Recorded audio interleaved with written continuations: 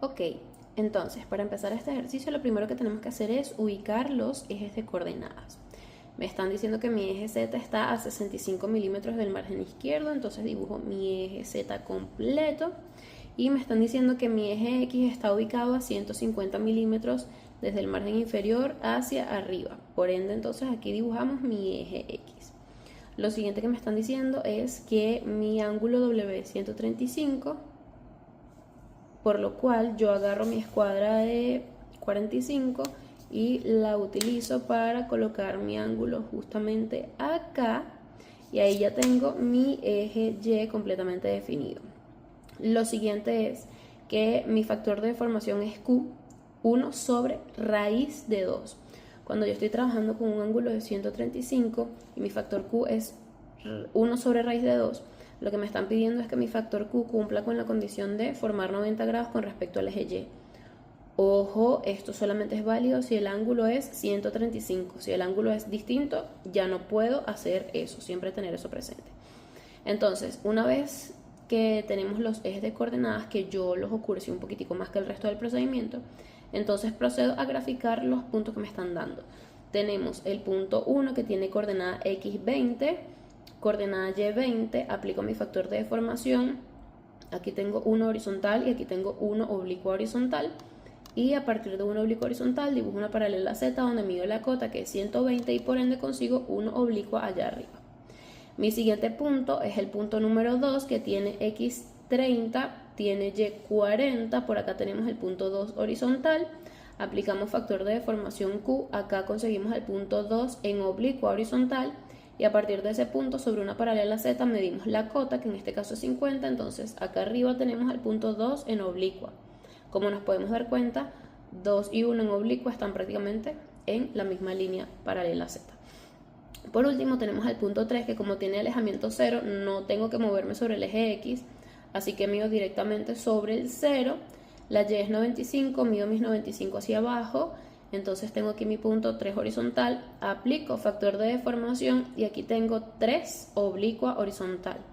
Y como la cota es 0, entonces su proyección oblicua coincide con la proyección oblicua horizontal, y aquí tengo mi punto 3.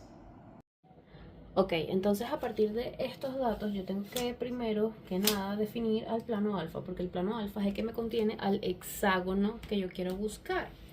Entonces, para definir al plano alfa lo que hacemos es definir al plano usando sus trazas. Es la manera más útil de utilizar un plano en este sistema de proyección. ¿Qué hacemos entonces? Bueno, vamos a definir a la traza horizontal o la lateral o la frontal, perdón, horizontal, lateral y frontal.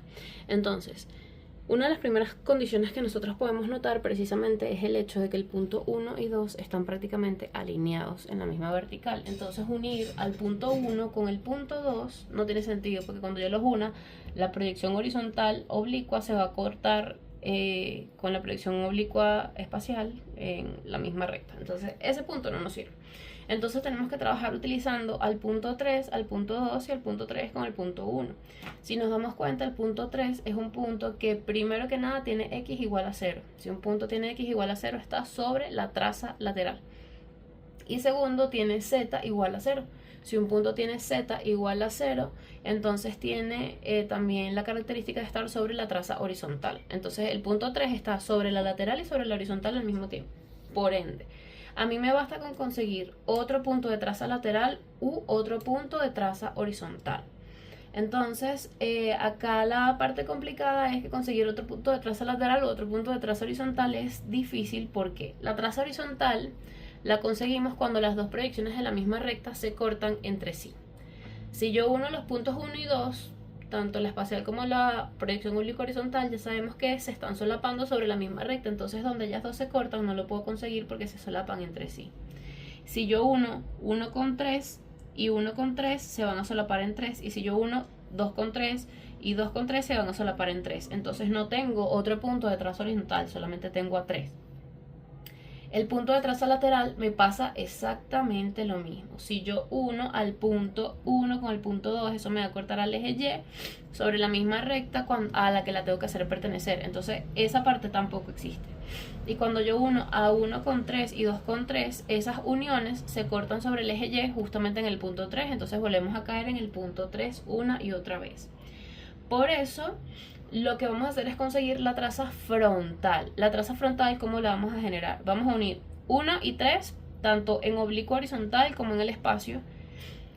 Y vamos a ver en dónde la proyección oblicua horizontal de esa recta se corta con el plano frontal. Entonces tenemos 1 y 3 en oblicuo horizontal, ya lo hicimos. Y aquí tenemos 1 y 3 en oblicuo. Donde la proyección oblicuo horizontal se corta con el eje X, yo tengo mi primer punto sobre la traza frontal. Yo lo voy a llamar frontal 1 en oblicuo horizontal. Este punto lo hago pertenecer a la misma recta y sube para acá. Entonces dibujamos una paralela al eje Z, que es mi línea de referencia. Me vengo para acá y tengo este punto F1 en proyección oblicua. Entonces ya tengo un punto de mi traza frontal. Voy a volver a hacer lo mismo, pero esta vez con la recta que une a 3 con 2. Entonces voy a tener la proyección oblicua horizontal y aquí también voy a tener la proyección oblicua horizontal, oblicua frontal, espacial. Tenemos 2 y 3 en oblicuo horizontal y aquí tenemos 2 y 3 en oblicuo. Entonces, donde la proyección oblicua horizontal se corta con el eje X, tengo mi segundo punto de traza frontal, que lo voy a llamar F2 en oblicua horizontal. Ese punto lo debo hacer pertenecer a la misma recta, que en este caso es la unión de 2 con 3. Entonces lo subimos a la unión de 2 con 3. Y ahora formalmente tenemos un segundo punto de traza frontal. Entonces, si yo tengo dos puntos de traza frontal, lo que hago es unirlos y así defino la traza frontal del plano. Mi traza frontal vendría siendo la unión de F1 oblicua con F2 oblicua. Y por ser la traza frontal, la llamamos F en oblicua. Y resulta que la proyección oblicua horizontal de la traza frontal siempre es el eje X. Entonces decimos que este es F en oblicua horizontal. Donde la traza frontal me corta Z y a X, que son los ejes que forman el plano frontal cartesiano, tengo un par de puntos. El que está sobre Z forma parte de la traza lateral y el que está sobre X forma parte de la traza horizontal. Y resulta que este punto 3 forma también parte de la lateral y forma parte de la horizontal. Entonces si yo uno este punto de traza horizontal con este otro punto de traza horizontal, obtengo a la traza horizontal completa. Y si uno este punto de traza lateral con este otro punto de traza lateral, obtengo a la traza lateral completa. Y así definimos el plano por completo. Entonces, esta recta que está aquí va a ser mi traza horizontal en ambas proyecciones, porque esa es una de las características de una traza horizontal. Y aquí de este lado tenemos la traza lateral del plano. Entonces yo la dibujo. Esta es mi traza lateral, que es una L minúscula, y la proyección oblicua horizontal de esa traza coincide con el eje Y. Entonces, si te das cuenta, tenemos completamente definido al plano. Ok, entonces una vez que ya tenemos el plano, lo siguiente que tenemos que hacer es construir el hexágono dentro del plano. Pero resulta que el hexágono tiene condiciones muy específicas. Esa es la razón por la que nos vemos obligados a utilizar el método de abatimiento o rebatimiento. Significa exactamente lo mismo. Implica poner el plano en una posición en la cual nosotros podamos verlo por completo en verdadero tamaño. En esa posición dibujar la figura cumpliendo sus condiciones en verdadero tamaño y luego devolver todos los puntos a la proyección que originalmente me la están pidiendo. Entonces, ¿qué es lo que necesito primero? Lo primero que necesito hacer es analizar el hecho de que abatir o rebatir implica poner un plano en verdadero tamaño. Por ende, eso es como que yo agarre la bisagra de la puerta y a través de esa bisagra yo gire la puerta y la pongo en una posición específica. Como la posición en la que yo quiero poner el plano es una posición en la que lo pueda ver en verdadero tamaño, entonces yo necesito que mi bisagra sea una recta que ya esté en verdadero tamaño. Esa bisagra que yo estoy refiriendo con la metáfora de la bisagra es lo que nosotros vamos a conocer como eje de rebatimiento. Tiene que ser una recta del plano alfa que al mismo tiempo esté en verdadero tamaño. Resulta que en este sistema de proyección todas las cosas que están contenidas en el plano frontal cartesiano o en cualquier otro plano frontal están en verdadero tamaño. En este caso, el plano alfa, nosotros lo que podemos conseguir es la traza frontal. Esa traza frontal es una recta que pertenece tanto al plano alfa como al plano frontal cartesiano, porque es la traza frontal del plano. Entonces, esa recta es la única de todo el plano ahorita que nosotros tenemos en verdadero tamaño. Por ende, esa es la recta que nosotros vamos a usar como si fuera una bisagra. Entonces yo la voy a agarrar, voy a identificar aquí y voy a decir que mi recta F en oblicua, siempre la proyección oblicua espacial, va a ser mi eje de rebatimiento. Y resulta que todos los puntos que están ubicados sobre el eje de rebatimiento están automáticamente rebatidos o en lo que nosotros llamamos también en verdadero tamaño.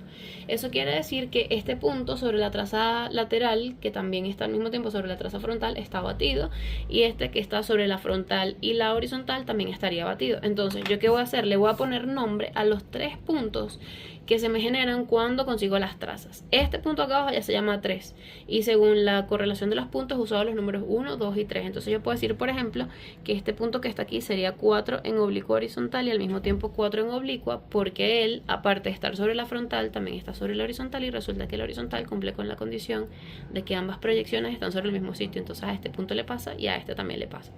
Y luego decimos que este punto, por ejemplo, se llama 5 en oblicua y su proyección oblicua horizontal coincide con el origen de coordenadas. Entonces este sería 5 en oblicua horizontal. Poniéndole nombre a esto, entonces yo ya puedo decir que este punto al mismo tiempo es 4 rebatido y puedo decir que este punto es 5 rebatido. Entonces tenemos a la frontal rebatida, que es nuestro eje de rebatimiento. ¿Qué necesito? Bueno, entonces voy a necesitar al punto 3 rebatido. ¿Por qué? Porque si yo consigo el punto 3 rebatido, al unirlo con 4 rebatido voy a obtener esta misma traza horizontal, pero la versión rebatida, que es la que está en verdadero tamaño, que me interesa. Y al unir ese punto 3 rebatido con 5 rebatido, entonces tendríamos esta misma traza lateral, pero en su versión rebatida, que es lo que me interesa. Entonces, mi primera búsqueda va a ser este punto 3 rebatido. Fíjate lo que sucede. Como mi punto 3 justamente es donde la horizontal y la lateral se cortan sobre el eje Y, ese punto va a cumplir una condición muy específica dentro de mi rebatimiento. Esa condición, ¿cuál va a ser? La versión rebatida de ese punto va a estar sobre una recta que va a pasar por este origen de coordenadas y va a formar 90 grados con mi eje de rebatimiento. Entonces, esto siempre se cumple, por ende, yo vengo, pongo esta regla acá, pongo este bordecito acá y digo, mira, este es el eje de rebatimiento, la dirección perpendicular es esta dirección que está acá, y yo quiero que esa dirección perpendicular pase por el origen de coordenadas, entonces yo la voy a mover hasta aquí. Subo esto, llego a mi origen de coordenadas, dibujo mi recta perpendicular. Y entonces yo la alargo, porque siempre necesito alargarla. Aquí se ve que son perpendiculares. Entonces, ¿qué sucede? Una vez que yo tengo la referencia en esta recta, debe en alguna parte estar mi punto 3 rebatido. En algún lugar. ¿Qué debe pasar? Como yo estoy buscando 3 rebatido, entonces ese 3 rebatido debe estar referido a algo que está en verdadero tamaño. Y lo único que yo tengo en verdadero tamaño es esta recta que está acá. Entonces yo me puedo valer de la distancia que debe haber entre 4 y 3. ¿Por qué? Porque esa distancia aquí en proyección oblicua es esta que está aquí. Pero en el rebatimiento debe ser esta misma distancia, solo que en verdadero tamaño. Porque en el rebatimiento todo está en verdadero tamaño. Entonces me voy a valer de que ya tengo a 4 rebatido y tengo la línea donde debe estar el punto 3 rebatido y digo, bueno, si yo consigo el verdadero tamaño entre 4 y 3, me paro aquí y lo marco sobre esta recta y ahí tiene que estar 3 rebatido a juro. Entonces, ¿cómo consigo este verdadero tamaño? Yo agarro mi punto 3 y lo devuelvo a su proyección en DPO. Es decir, obtengo mi 3 horizontal, no el oblicua ni el oblicuo horizontal, sino el horizontal que no tiene la rayita arriba. Y resulta que la distancia que hay desde este punto hasta mi punto 4, que en DPO estaría exactamente en esta misma ubicación, esta distancia que está aquí es el verdadero tamaño de ese segmento. Entonces yo vengo, uno esto aquí. Al profesor Héctor, si no me equivoco, le gusta que esto vaya segmentado. Y digo, mira, esta es la horizontal en verdadero tamaño. Entonces, una vez que yo tenga ese verdadero tamaño, este mismo verdadero tamaño es el que tiene que haber entre 4 rebatido y mi punto 3 rebatido. Y al mismo tiempo, mi punto 3 rebatido tiene que estar sobre esta recta. Entonces, mira cómo lo hago. Yo me paro con el compás en mi punto 4 rebatido. Agarro el tamaño de mi verdadero tamaño. Tengo que usar otro compás. Vamos a usar este compás. Agarro el tamaño de mi verdadero tamaño. Y una vez que agarro el tamaño de mi verdadero tamaño, yo voy a hacer un arco. Mira, yo lo hago para acá. ¿Por qué lo hago para acá? Porque esta recta perpendicular podría alargarse aquí y cortarse aquí. Y hacia el otro lado también lo hago, porque la misma recta perpendicular se va a cortar de este lado. O sea, tengo dos posibles cortes, uno hacia la izquierda y uno hacia la derecha. Cualquiera de los dos puede ser mi punto 3 rebatido. Yo voy a elegir cuál solución tomar según la comodidad de la hoja. Las estoy marcando las dos porque a veces esta que está a la derecha, que es la que vamos a tomar ahorita, no me cabe dentro de la hoja, porque mi tamaño de hoja no siempre es el más grande. Y entonces tendría que utilizar la de este lado, que no la voy a usar. Pero quería mostrarte que puede haber un corte de este lado también. Si yo dibujo lo que me falta de recta, puedo conseguir aquí un 3 abatido o este. Voy a usar este que está más lejos. Entonces este punto que está aquí lo voy a llamar 3 rebatido. Perfecto, todo increíble, ya logramos rebatir. Entonces, ¿qué sucede? Bueno, si yo uno 3 rebatido con 5 rebatido, que es este que está aquí arriba, voy a generar a la misma recta que se genera si tengo a 3 y 5 en oblicuo. ¿Qué pasa si yo tengo 3 en oblicuo con 5 en oblicuo? Tengo mi traza lateral. Entonces esta recta que yo acabo de unir aquí viene siendo mi traza lateral, pero la versión rebatida. Si yo uno 4 rebatido con 3 rebatidos, vengo obteniendo esta misma recta que tengo aquí, que es mi traza horizontal, pero esta que está aquí sería mi versión rebatida. Y una vez que yo termine de dibujar este triangulito, entonces oficialmente puedo decir que tengo todo el plano rebatido. Este es mi horizontal rebatido. Entonces, este plano que nosotros vemos aquí, en verdadero tamaño, se ve como este triángulo que está acá. ¿Qué es lo otro que necesito identificar en este preciso momento? Lo voy a hacer con un color para no perderlo de vista, pero tú lo tienes que hacer exactamente con tu lápiz. Voy a dibujar algo que llamamos rayo de abatimiento. El rayo de abatimiento es una recta que une la versión oblicua del punto que está rebatido. Entonces, yo uno 3 en oblicuo con 3 rebatidos, lo voy a marcar en color rojo para no perder esa línea de vista. Voy a alargar esa línea hacia los márgenes, pero como se ve en rojo no se confunde con las demás rectas. Y la voy a alargar para allá. Y esa recta roja es lo que yo voy a estar llamando rayo de abatimiento. Entonces, normalmente no se le pone nombre, yo le voy a poner rayo para no perder de vista que se llama rayo. No se va a ver tanto en el dibujo porque el cuadro de la hoja se sale de la grabación, pero aquí está el rayo. Es esa línea roja que tenemos ahí. Ok, entonces en este momento tenemos nuestro plano abatido. Ahora tenemos que construir el hexágono. Como ya tenemos el plano abatido aquí, entonces necesitamos dibujar o llevarnos a ese rebatimiento los elementos que nos sirven para dibujar el hexágono. Primero, el lado del hexágono, ese ya lo tenemos, es del lado 40. Y en segunda instancia nos dicen que el centro es el punto 2. Entonces, de todos los puntos que yo necesitaría abatir, abatir o rebatir, este es el más importante porque este es el centro del hexágono. Entonces, para rebatir un punto, lo primero que hago es dibujar un rayo de rebatimiento por ese punto.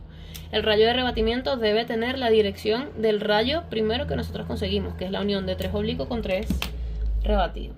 Agarro la dirección de ese rayo de rebatimiento y la paso por 2. Por 2 en oblicuo. Cuando vamos a trabajar rebatimiento siempre es con la versión oblicua de los puntos. Yo alargo mi rayo de rebatimiento y en alguna parte de ese rayo debe estar el punto 2 rebatido, porque como te dije previamente, el rayo de rebatimiento es la recta que pasa por el punto en oblicua y también contiene a su versión rebatida. Entonces, tenemos el rayo de rebatimiento de 2.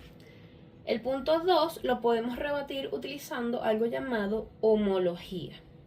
Nosotros aquí partimos del rebatimiento de 3 haciendo un verdadero tamaño, pero todo lo demás, hacer el verdadero tamaño se complica, porque aquí hay muchas cosas que están deformadas. Entonces podemos aplicar el método de homología. Te explico cómo es el método de homología.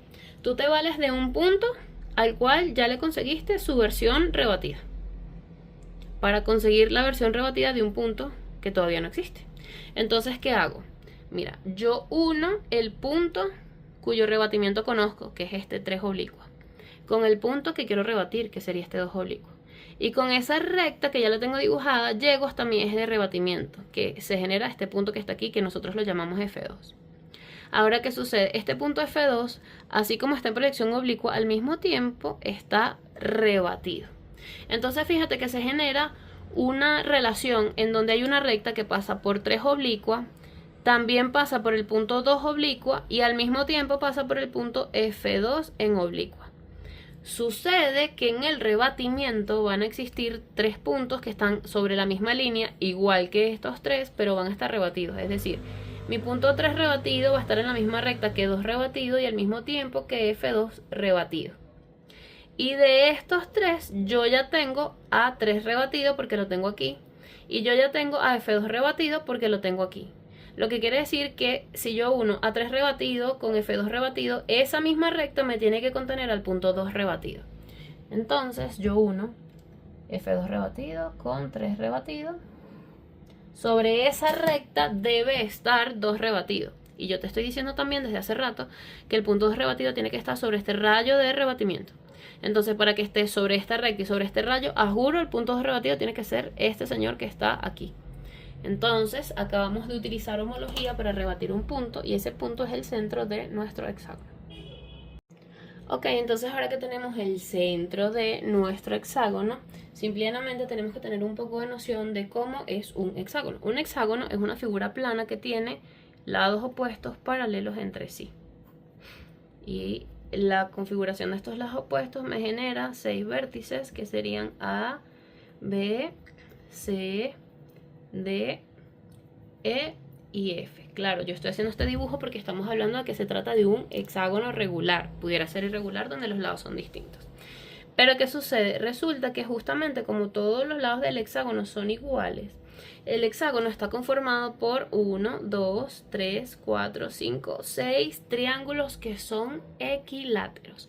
Es decir, que el tamaño que hay desde el vértice hasta el centro del hexágono va a ser el mismo para cualquier distancia desde el centro hasta cualquiera otro de los vértices y la distancia entre los mismos vértices.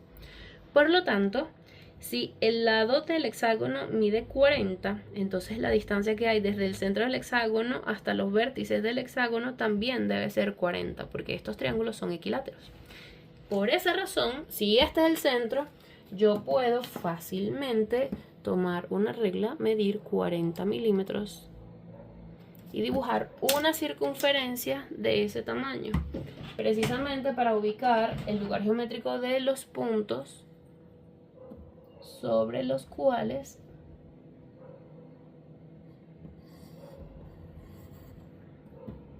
está el hexágono.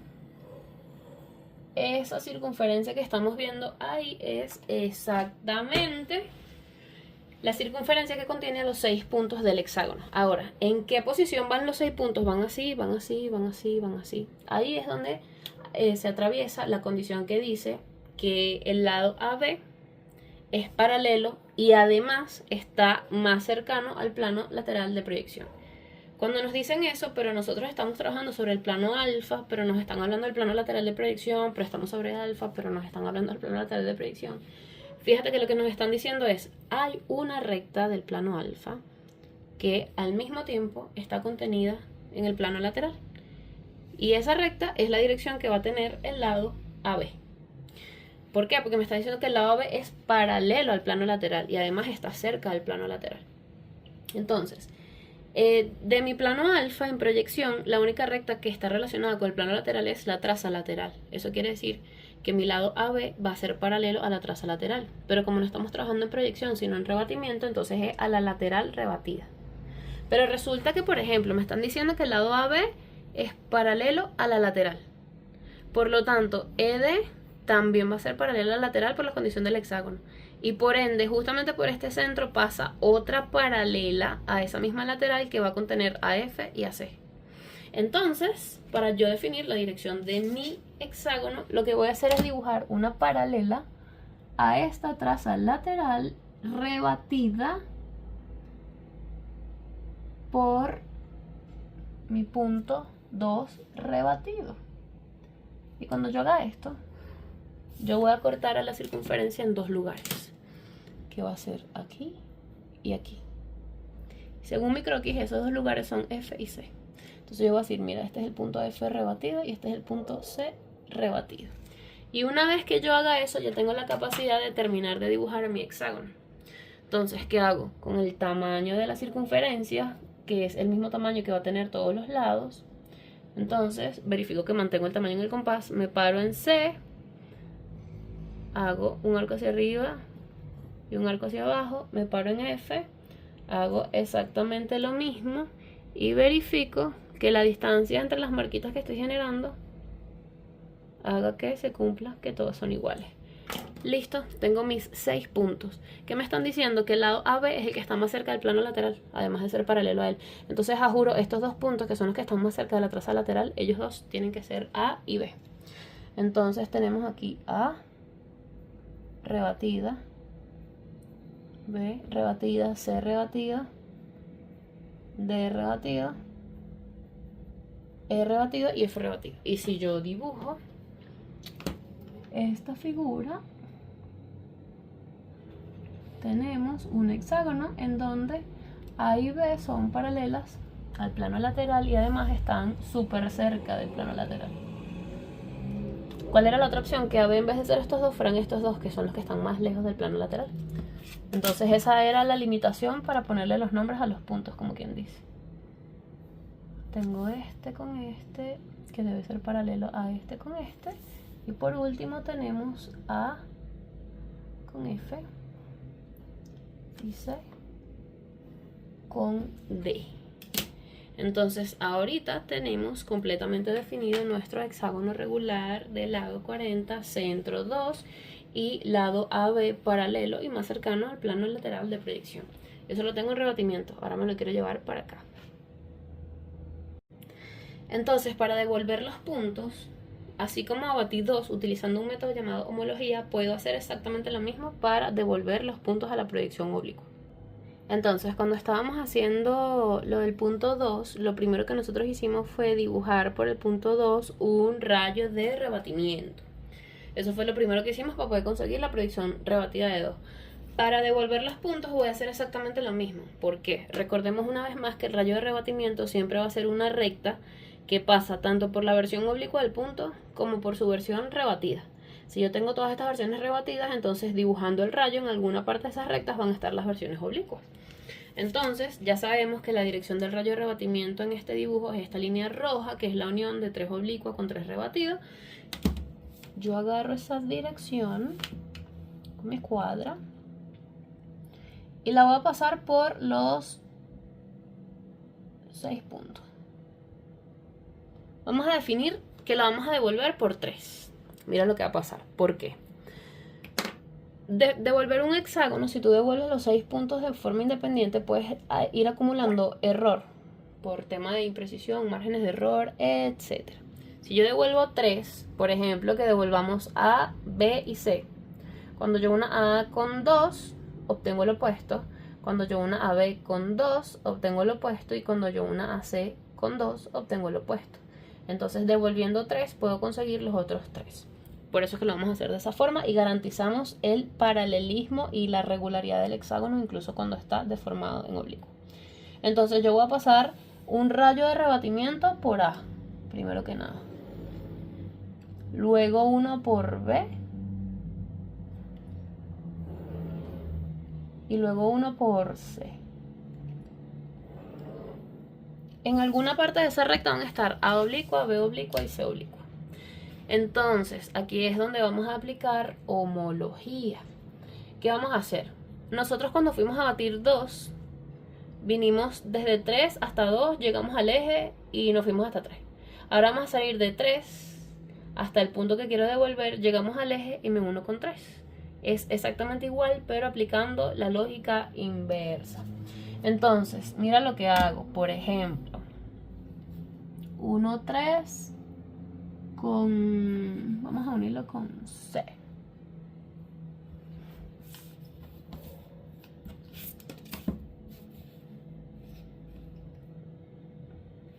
De 1, 3 con C. Hasta que llego a mi eje de rebatimiento, que es este punto que está aquí. Este punto, por estar sobre el eje de rebatimiento, si yo le pusiera un nombre, tendría ese nombre en proyección oblicua y ese mismo nombre en proyección oblicua horizontal. Oblicua horizontal, no, rebatida, perdón. Entonces, yo puedo decir que como está sobre la línea rebatida, se llama 10 rebatido, pero sobre el eje se llama también 10 oblicuo. Entonces, hay una recta que pasa por 3 rebatidos y por 10 rebatidos y que en el medio tiene a C. Por ende, va a haber una recta que pase por 3 oblicua y 10 oblicua y que en el medio tenga a C. Entonces unimos 10 oblicua con 3 oblicua. Así. Y donde me corta al rayo de rebatimiento que yo hice por C, que me lo corta por aquí, voy a obtener a mi punto C en proyección oblicua. Entonces ya conseguimos al punto C. Mira lo que sucede. Voy a dibujar los rayos de rebatimiento de los otros puntos para que verifiques visualmente lo que sucede. Un rayo de rebatimiento. Ya dibujé el de A, el de B, el de C. Vamos a dibujar el de D,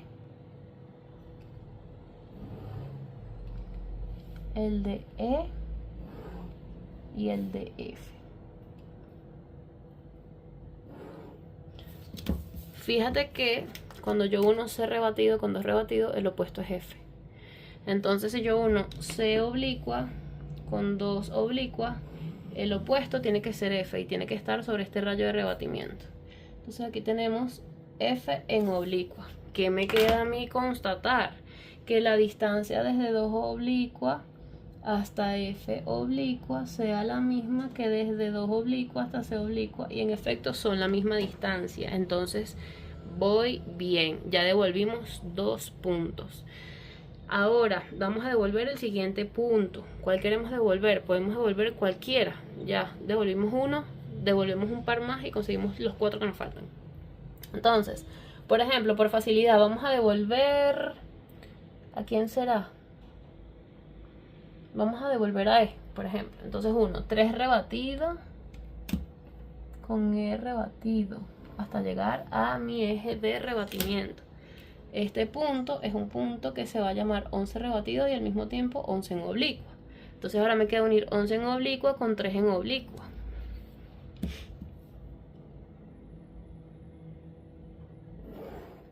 Y esa recta debe cortarse con este rayo de abatimiento. Aquí voy a tener el punto E en oblicua.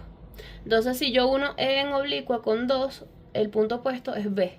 Entonces aquí yo hago lo propio. Si yo uno E en oblicua con 2 en oblicua, el punto opuesto que voy a conseguir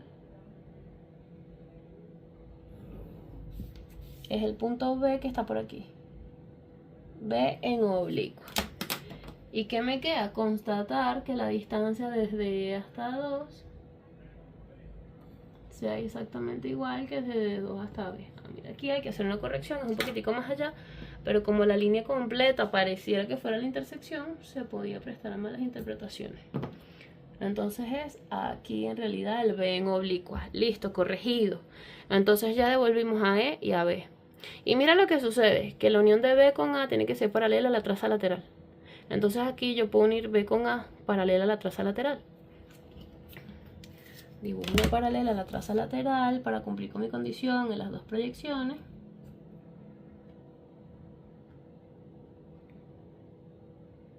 Y aquí tenemos este lado,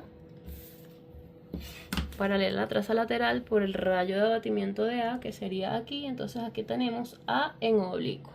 Si yo uno A en oblicua, el opuesto sería el punto D. Vamos a ver si me corta el rayo de D a la distancia correcta. Aquí estamos. Este sería D oblicua. Y lo único que me queda es verificar que los tamaños son iguales. Tenemos un tamaño por aquí y un tamaño por aquí idénticos. Entonces nosotros acabamos de obtener todo el hexágono deformado, pero que cumple con la condición específica que nos estaban pidiendo. Entonces hacemos el hexágono oscuro porque ya esa es nuestra solución final en este ejercicio específicamente. Entonces, ¿yo qué voy a hacer? Yo voy a unir A con B, que es paralela a la traza lateral.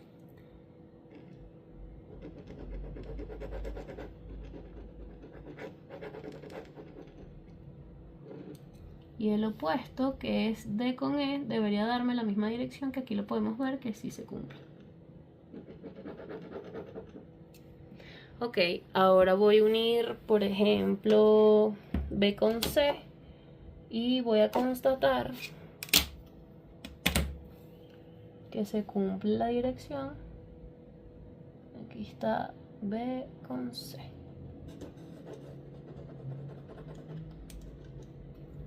Y voy a unir E con F, que me tiene que dar la misma dirección. Aquí está. Listo. Y por último, A con F y C con D, que debería darnos exactamente la misma dirección. Y eso lo que hace es garantizar que nuestro hexágono es regular. Porque a pesar de que está deformado y sus lados no van a medir lo mismo, los que son opuestos sí tienen que ser paralelos. Entonces fíjate que logramos conseguir un hexágono regular del lado 40 cuyo lado AB es el que está más cerca del plano lateral y además es paralelo al plano lateral. ¿Qué nos faltaría del ejercicio? Conseguir la proyección oblicua horizontal del hexágono. Ahora que tenemos ya nuestro hexágono en proyección oblicua, entonces, por último, pero no menos importante, lo que tenemos que hacer es conseguir la proyección oblicua horizontal de nuestros 6 puntos. Entonces, yo te voy a enseñar una forma de hacer pertenecer los puntos al plano, porque básicamente eso es lo que tenemos que hacer para poder conseguir sus proyecciones horizontales. Esta forma que vamos a aplicar la podemos hacer, o sea, yo la voy a aplicar utilizando la dirección de una de las trazas.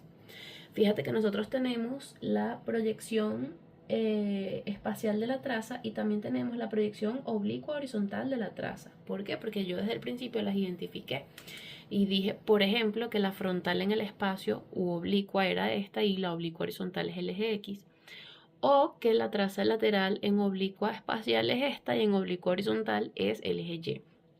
Esas son las dos que vamos a utilizar como referencia. Entonces, lo primero que tenemos que hacer es dibujar los rayos de referencia de los 6 puntos. El rayo de referencia, que es una línea paralela a Z que va a contener la proyección oblicua horizontal y la proyección oblicua. Entonces, por todos los punticos yo voy a dibujar una paralela al eje Z. Entonces, la dibujo en A, B, C, D, E, bueno, esta ya está ahí más o menos, y F. Entonces, en cada una de esas líneas van a estar esos mismos puntos, pero en su proyección horizontal. Oblicua horizontal. Ahora, ¿qué sucede? Bueno, sencillo. Vamos a hacer pertenecer los puntos al plano. ¿Cómo lo hago? Bueno, por ejemplo, lo voy a hacer con E. Por el punto E espacial yo voy a pasar una paralela a F espacial. Y cuando llego al eje a la traza horizontal, que es la que tiene las dos proyecciones sobre la misma recta. Justamente por ese punto voy a pasar una paralela a la frontal, pero a su versión oblicua horizontal, que ¿quién es? El eje X. Entonces, voy con el primer ejemplo, con E. Paso una paralela a la traza F oblicua por E oblicua, por aquí. Esa recta la dibujo y marco el punto donde me corta a la traza horizontal, y por ese punto sobre la traza horizontal voy a pasar una paralela a la traza F, pero en su versión oblicua horizontal, que es el eje X. Entonces por aquí paso una paralela al eje X. Justamente donde esa paralela al eje X que acabo de hacer, que es esta, se me corta con la línea de referencia de E. Entonces ahí voy a tener mi punto E en oblicua horizontal. Cuando digo que puedo hacerlo con la frontal o con la lateral, significa que por este mismo punto E, yo en vez de pasar una paralela a F oblicua, pude haber pasado una paralela a L oblicua. Donde cortara con la traza horizontal, pasaba una paralela a L en oblicuo horizontal, que es el eje Y, y donde esa otra paralela me cortara la misma línea de referencia y obtener el punto E. Entonces voy a llegar a la misma solución, ya sea utilizando la inclinación de las frontales o de las laterales. En este caso, como la frontal tiene una inclinación un poquito más empinada, voy a utilizar la frontal para todo. Entonces voy a dibujar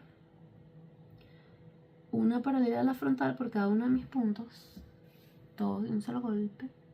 Entonces tenemos aquí F, esa paralela me corta la horizontal aquí. Tenemos aquí la que pasa por A, que me corta la horizontal aquí.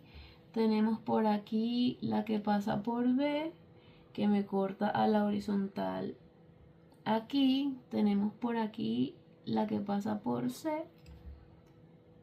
que me corta la horizontal aquí. Y por aquí, por último, tenemos la que pasa por D, que me corta a la horizontal aquí. Entonces, por estos 5 punticos adicionales voy a pasar ahora una paralela a la frontal en oblicua horizontal, que viene siendo mi eje X. Entonces, agarro mi dirección,